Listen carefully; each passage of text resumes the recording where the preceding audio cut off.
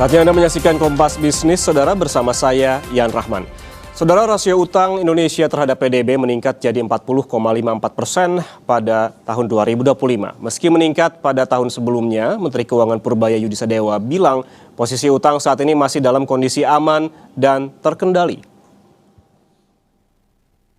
Hal ini disampaikan oleh Menteri Purbaya di hadapan anggota Dewan pada rapat paripurna DPR ke-25 masa persidangan di Kompleks Parlemen Selasa siang. Purbaya mengatakan angka tersebut masih jauh dari batas maksimal 60% terhadap PDB yang ditetapkan dalam Undang-Undang Keuangan Negara.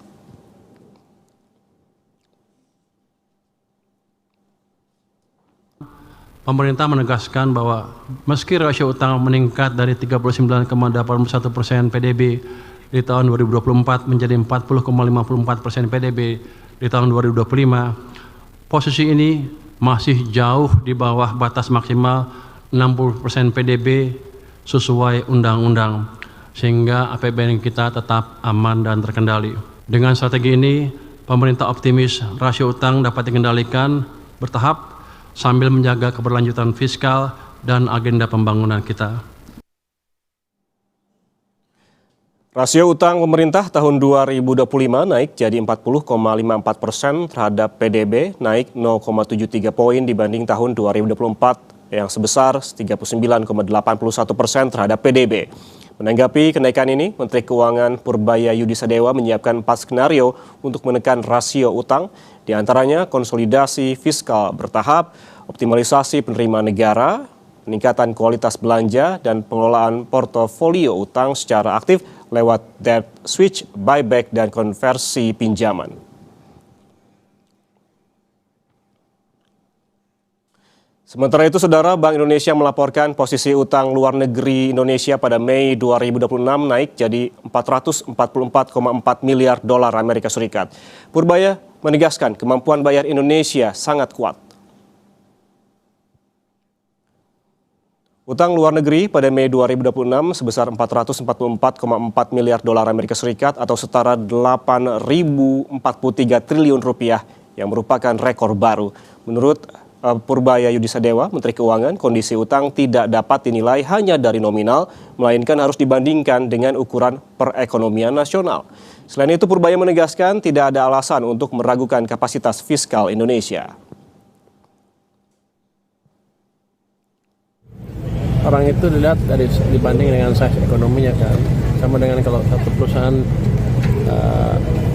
misalnya penjualannya 1.000, satu lagi 10.000. Misalnya dua-duanya pinjam sama 1.000 perak pinjamnya. Yang 1.000 kan ada debt to ininya 1. Kalau yang itu masih 1/10.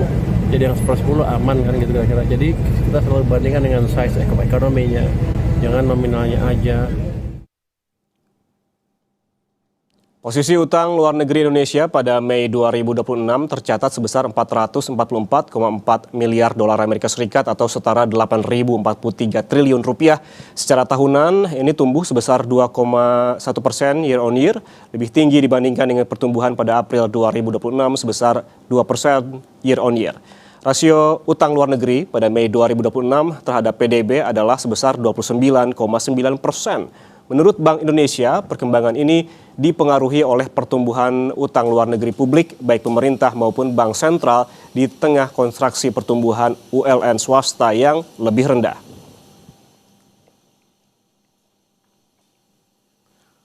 Posisi utang luar negeri pemerintah pada Mei 2026 sebesar 217,3 miliar dolar Amerika Serikat atau secara tahunan tumbuh sebesar 3,7% year on year, relatif stabil dibandingkan dengan pertumbuhan pada bulan April 2026 sebesar 216,4 miliar dolar Amerika Serikat. Perkembangan ULN pemerintah utamanya dipengaruhi oleh aliran masuk pada surat berharga negara internasional yang dianggap mencerminkan kepercayaan investor terhadap prospek perekonomian Indonesia yang terjaga di tengah pembayaran neto pinjaman luar negeri pemerintah yang jatuh tempo.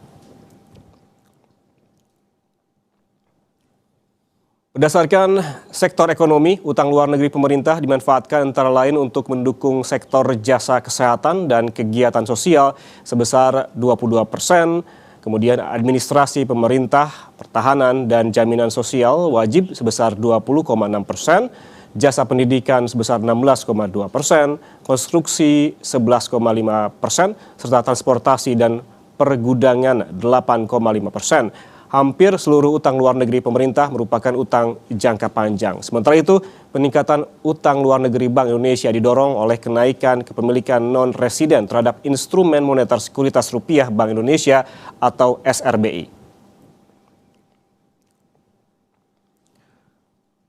Posisi utang luar negeri swasta, Saudara, pada Mei 2026 tercatat sebesar 195,9 miliar dolar Amerika Serikat atau mengalami kontraksi sebesar 0,1% secara tahunan. Kontraksi ini lebih terbatas dibandingkan dengan kontraksi sebelumnya sebesar 0,5% pada April 2026. Perkembangan ini terutama didorong oleh utang luar negeri kelompok peminjam lembaga keuangan yang secara tahunan mencatatkan kontraksi sebesar 0,8%, lebih rendah dibandingkan dengan kontraksi pada April 2026 sebesar 5%. Saudara, posisi utang luar negeri Indonesia pada Mei 2026 mencetak rekor baru, naik jadi 8.043 triliun rupiah. Sementara rasio utang pemerintah per 2025 juga naik jadi 40,54% terhadap PDB. Sesistemik apa risikonya terhadap stabilitas ekonomi nasional? Kita tanya Kepala Ekonom Bank Permata Joshua Pardede. Mas Joshua, selamat pagi. Apa kabar? Selamat pagi, Yan. Kabar baik. Mas Joshua, ini ada rilis kemarin terkait dengan utang luar negeri Indonesia yang naik ke rekor baru jadi 8.000 triliunan per Mei 2026. Anda melihatnya angka ini masih wajar atau sudah alarm waspada? Ya, sebenarnya kita perlu mencermati beberapa indikator. Tidak semestinya kita hanya melihat pada satu nominal saja ya, tadi 8.000 triliun gitu ya, kalau kita konversikan kepada rupiah. Karena kalau kita lihat tadi ULN terhadap PDB masih di kisaran 29,9, artinya ini masih di bawah rata-rata negara berkembang dan juga beberapa negara pendapatan menengah ke atas yang rata-rata juga melampaui 50-60% terhadap PDB. Namun yang perlu kita lihat juga struktur utangnya pun juga didominasi oleh utang jangka panjang ya, dari 83,9% dari utang luar negeri pemerintah tersebut ini didominasi oleh yang jangka panjang. Jadi artinya kewajiban jangka pendeknya relatif terbatas.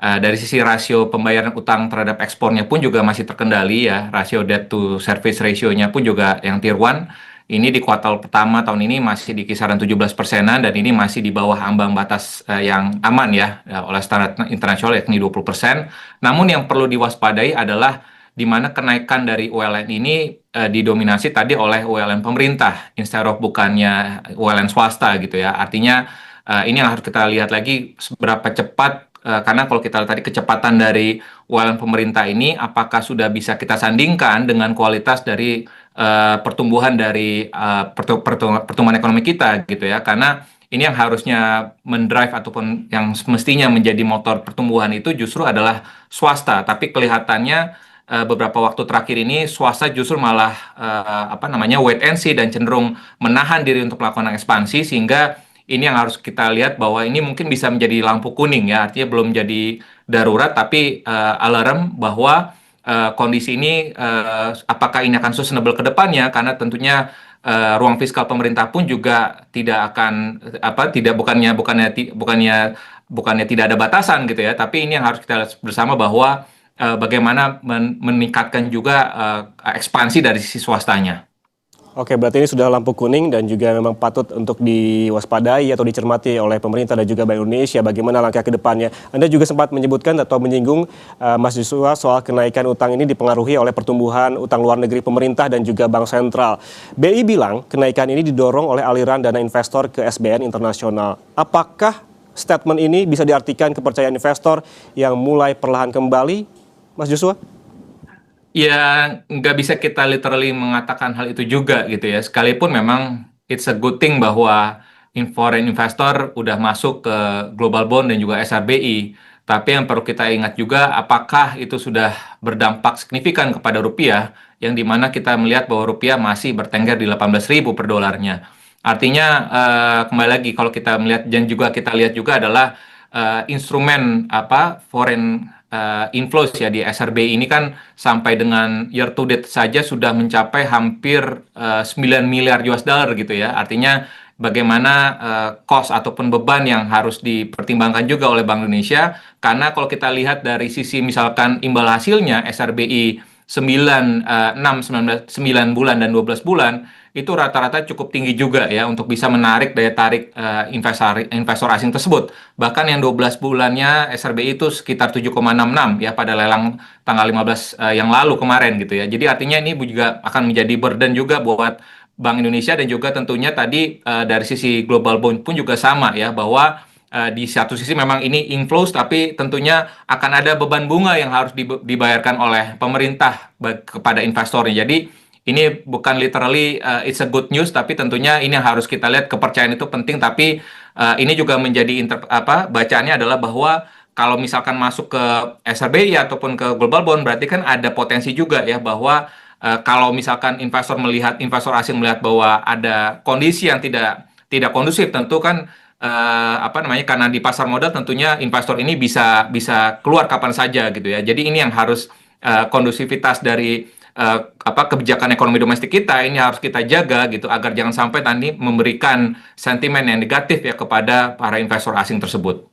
Oke, tapi kan yang selama ini menjadi permasalahan termasuk dari lembaga-lembaga pemeringkat adalah bukan hanya soal data-data ekonomi Indonesia, tetapi juga soal transparansi dan juga kepercayaan investor begitu. Bukankah artinya kepercayaan investor ini penting, apalagi untuk jangka panjang, Mas Joshua? Ya, saya percaya bahwa kepercayaan investor ini sangat menjadi faktor yang utama ya, dan justru malah kalaupun kepercayaan investor ini tinggi, pemerintah ataupun Bank Indonesia tidak perlu menawarkan imbal hasil yang tinggi gitu ya, karena kan artinya ya investor asing memang memburu ya instrumen investasi Indonesia gitu ya, tanpa harus diiming-imingi imbal hasil yang tinggi gitu ya. Dan ini tentunya tadi tinggal tingkat imbal hasil yang relatif terhadap misalkan US Treasury yang kompetitif, stabilitas nilai tukar rupiah, dan juga persepsi dari risiko global ini yang harus dicermati juga oleh para investor. Karena ketika investor membeli SBN ini bukan karena keyakinan pada fundamental ekonomi saja, tapi juga tadi pada imbal hasil yang lebih tinggi dibandingkan dengan negara maju, sehingga ini juga dan ini makanya ini bersifat rentan tadi ya, karena tadi kalau misalkan tadi ada negara lain yang mengover lebih atraktif lagi, tentu kan tadi akan ada perpindahan lagi gitu ya. Jadi makanya movement ini akan sangat cepat di pasar obligasi, pasar modal, sehingga ini yang harus kita pertimbangkan lagi bagaimana meningkatkan kepercayaan itu ya di luar dari sisi imbal hasil dan juga kondisi-kondisi fundamental yang quote and quote ya dinilai bagus oleh pemerintah, meskipun dari sisi beberapa sebagian pelaku sendiri mengatakan bahwa pelaku industri sendiri yang ekonomi realnya sendiri mungkin melihat bahwa kondisi tidak merata ya, ada yang kondisi sektor-sektor yang bagus, tapi ada juga sebagian juga ekonomi sektor-sektor lainnya pun juga lagi struggling seperti itu. Oke, artinya ini para investor ini bisa diartikan percaya begitu dengan Indonesia kalau kita tidak menjual surat berharga ini secara murah dengan imbal hasil yang sangat tinggi begitu ya. Tapi Mas Joshua, kalau kita bergeser lagi terkait dengan utang luar negeri, ini kan ada beberapa alokasi besar terhadap beberapa sektor, termasuk jasa kesehatan, kegiatan sosial, dan lain-lain begitu yang mendominasi. Sebetulnya alokasi ini seberapa urgent sih menggunakan utang luar negeri? Namun kita bahas usai jeda. Mas Joshua, tetaplah bersama kami di Kompas Bisnis.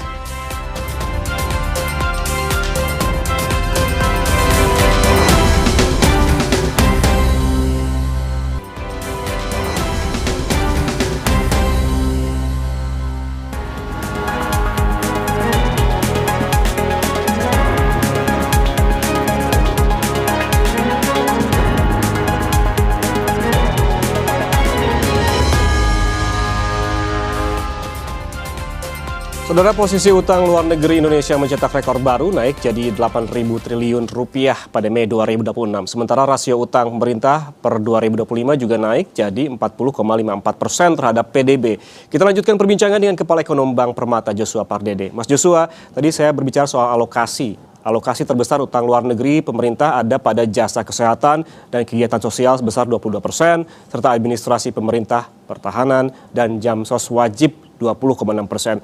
Apakah yang Anda lihat selama ini program-program ini yang selalu mendominasi atau fleksibel? Apa urgensinya sehingga memakai utang luar negeri untuk program-program ini?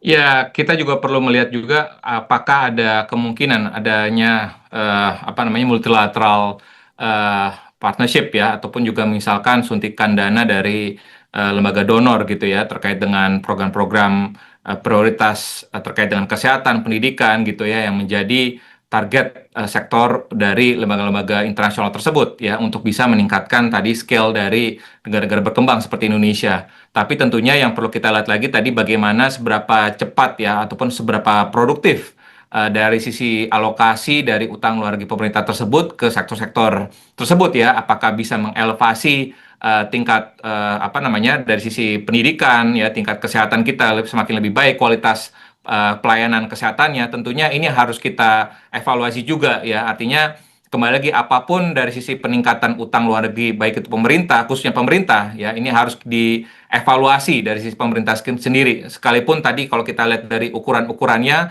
semuanya masih dalam tahap, masih dalam ambang yang aman, tapi tentunya yang lebih penting lagi tadi adalah seberapa produktif ya dari penarikan utang luar negeri tersebut untuk bisa berdampak ya real kepada masyarakat, berdampak real kepada penurunan kemiskinan, berdampak real kepada pemberdayaan UMKM. Dan tentunya ini harus menjadi acuan utama ataupun untuk menjadi monitoring keberhasilan dari produktivitas dari utang luar negeri tersebut.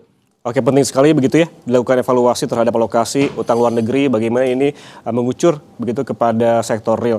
Selain utang luar negeri, Mas Joshua, yang juga diumumkan oleh Kementerian Keuangan adalah soal rilis data rasio utang pemerintah di tahun 2025 yang naik jadi 40,54% terhadap PDB. Secara aturan memang masih di bawah batas maksimal 60%. Tapi Mas Joshua, ini bukankah dengan tren kenaikan rasio utang yang terus-menerus justru semakin meningkatkan risiko? Dan sebetulnya sesistemik apa risikonya terhadap stabilitas ekonomi nasional? Ya, yang pertama adalah risiko bunga yang besar ya. Artinya dengan kalau kita cermati dengan SBN yang mendominasi 87% dari utang pemerintah, dan artinya ada risiko bahwa pembayaran bunga akan diperkirakan akan bisa mencapai 19% dari total pendapatan. Artinya ruang belanja yang produktif ya untuk infrastruktur, kesehatan, pendidikan ini akan semakin tergerus ya untuk tadi kewajiban cicilan bunga tersebut. Jadi artinya ini bisa jadi jebakan fiskal yang perlahan-lahan akan akan mempersempit juga ruang gerak dari pemerintah. Yang kedua adalah risiko nilai tukar dan juga arus modal asing keluar ya, reversal ya, karena kalau kita lihat tadi porsi SBN yang dimiliki oleh asing dalam denominasi rupiah ataupun falas ini tetap harus menjadi faktor kerentanan, karena pada saat rupiah cenderung mengalami pelemahan ini bisa dapat memperburuk juga dari pembayaran beban utang falas, dan sekaligus juga mendorong tadi investor asing menjual SBN sehingga ini memberikan tekanan ganda. Yang ketiga adalah risiko momentum fiskal. Artinya ketika pemerintah pernah berkomitmen menjaga rasio di bawah 40% dalam RPJMN, lalu meleset, artinya akan ada kredibilitas target fiskal jangka menengah yang menjadi dipertanyakan ya. Dan ini bukan hanya soal angka semata, tapi bagaimana soal kepercayaan pasar terhadap komitmen kebijakan itu. Oleh karena itu, memang tren kenaikan rasio utang ini yang terus-menerus ini memang akan meningkatkan risiko ya, meskipun memang belum menyentuh batas legalnya ataupun tadi ambang batasnya, tapi kalau kita lihat bandingkan dengan jarak 20 poin percentage dari batas 60%, ini memang kelihatannya masih ada space gitu. Tapi dengan tren kenaikan sekitar 0,5 hingga 1 poin per tahun, artinya jarak itu bisa terkikis lebih cepat lagi dari yang diperkirakan kalau kondisi fiskal ini tidak diperbaiki secara struktural. Jaraknya semakin dekat begitu. Sekarang saja terlihat mungkin sekitar 20%, namun kalau trennya terus naik begitu artinya memang jarak ataupun spare ini masih semakin dekat, dan jadi juga ada risiko-risiko yang di-highlight terkait dengan arus modal asing yang keluar dan risiko bunga yang membesar dan jadi jebakan fiskal. Itu kan tadi Mas Joshua perbandingan utang dengan PDB. Lalu juga ada pertanyaan yang membandingkan antara utang dengan pendapatan negara. Tahun lalu saja hanya 91,7% dari target atau sebesar 2.756 triliun rupiah. Kalau bisa membandingkan hal ini seperti apa antara utang dengan pendapatan negara? Ya, tentunya ini juga menjadi PR pemerintah ya, karena di dalam kondisi situasi globalnya tidak kondusif, terjadi ketidakpastian global, terjadi perang di Timur Tengah, tentu upaya-upaya untuk bisa meningkatkan penerimaan ya dari sektor eksternal itu lebih terbatas. Ditambah lagi juga dengan beberapa apa namanya upaya-upaya pemerintah ya dari program-program prioritasnya untuk bisa mendrive penerimaan, menggerakkan perekonomian domestik. Ini pun juga diharapkan akan bisa meningkatkan tadi penerimaan kita. Ya, Hmm, hmm. sekalipun memang tentunya tantangannya tadi adalah bagaimana mengoptimalkan beberapa meningkatkan penerimaan negara tanpa menekan kelas menengah itu yang Hmm, hmm. mungkin yang paling berat gitu ya. Karena beberapa opsinya misalkan kita sudah melihat dengan optimalisasi PNBP sumber daya alam, lalu juga dengan percepatan ekonomi digital dan juga dan juga penerapan pajak kekayaan, pajak warisan ini seharusnya bisa dioptimalkan oleh pemerintah dan juga intensifikasi dari compliance ya melalui teknologi. Ya, ini kita sudah melihat sudah adanya Cortex, Simbara yang memungkinkan untuk adanya pemetaan wajib pajak yang belum taat, yang belum comply secara akurat. Yang kembali lagi yang perlu harus dihindari oleh pemerintah tadi adalah kalau kita acuannya pada penerimaan ya, Hmm. bagaimana tadi untuk kenaikan tarif PPN yang bersifat regresif dan juga yang ini akan berdampak langsung kepada daya beli masyarakat menengah ke bawah. Dan yang kedua tadi adalah bagaimana dampaknya dengan perluasan cukai ya ke ke banyak produk konsumsi sehari-hari. Ini pun juga tanpa kajian dampak yang distribusional ini bisa berdampak signifikan juga ya kepada konsumsi nasional kita. Jadi artinya ini bisa kontraproduktif. Jadi artinya pemerintah perlu kembali lagi melihat skala potensi penerimaan yang ada gitu ya. Karena kan ini kalau kita bicara penerimaan itu kan ibaratnya harapan gitu ya. Kalau kita dari sisi pemerintah ataupun dari sisi pemerintah sendiri. Tapi dari sisi belanja ini kan udah hampir pasti semuanya. Jadi bagaimana pemerintah bisa merasionalisasikan belanja-belanja yang dinilai kurang produktif ataupun dampak jangka pendeknya terbatas, ya ini harus bisa dirasionalisasi ataupun bisa ditunda ataupun bisa dipangkas ya. Kalau memang ada hal-hal yang terkait dengan tata kelolanya buruk ya harus ditunda seperti itu. Jadi artinya pemerintah harus transparan dan juga fair untuk meningkatkan tadi kualitas dari belanja dan utangnya karena beberapa indikator tadi itu pun juga dibandingkan juga dengan penerimaan yang memang kita melihat kalau kita bandingkan dengan negara-negara tetangga ya rasio penerimaan kita itu masih tax ratio kita masih terbatas ya, masih relatif lebih kecil dengan negara-negara tetangga tersebut. Sehingga ini harus kita lihat lagi bahwa pemerintah perlu lebih berhati-hati karena sekalipun memang ada target yang fantastis 8% dalam hingga 2029, Hmm. tapi kembali lagi pemerintah perlu menjaga mengkondisikan ya bagaimana seberapa besar potensi pendapatannya sehingga belanjanya pun juga tidak jor-joran. Oke, jangan lagi-lagi kelas menengah yang dikorbankan begitu ya Mas Joshua. Ini soal utang jatuh tempo. Pemerintah menghadapi beban pembayaran terbesar pada kemungkinannya Juli ini sebesar 194 triliun rupiah dan juga ada September sebesar 165 triliun rupiah. Apa efek dominonya? Apakah akan semakin memperlemah rupiah? Ya, kalau kita bicara yang jatuh temponya adalah utang luar negeri tentu ini akan ada tadi dampak di mana akan ada permintaan pembayaran bunga dan juga pokoknya tentunya Mhm. ya. Karena ini adalah jatuh tempo gitu ya. Dan oleh sebab itu juga tadi apakah dimungkinkan kembali reprofiling utang ataupun misalkan yang tadi terkait dengan SBN gitu ya yang dimiliki oleh BI misalkan yang akan jatuh tempo ini bisa dilakukan reprofiling ataupun debt switch gitu ya. Ini harus dikomunikasikan dengan di dalam KSSK sendiri gitu ya sehingga harapannya ini jangan sampai tadi memberikan dampak yang memperdalam tadi ya tekanan kepada rupiah gitu. Karena tentunya ini yang harus dimonitor oleh Kementerian Keuangan ya utang luar negeri ataupun SBN yang akan mature ya ini dalam jangka pendek ini memang harus dimonitor seberapa besar dan juga dampaknya harus dievaluasi agar jangan sampai tadi memberikan dampak yang negatif ya kepada pasar domestik kita gitu ya karena ini yang harus dicarikan mitigasi-mitigasi lebih awal gitu sehingga harapannya tidak memberikan dampak yang tadi yang negatif ya kepada pasar domestik kita. Baik, harus segera dimonitor dampaknya jangan sampai ada yang negatif bagi pasar kita. Terima kasih Kepala Ekonom Bank Permata Joshua Pardede atas penjelasannya bersama kami di Kompas Bisnis. Mas Jo, sehat selalu. Terima kasih. Terima kasih.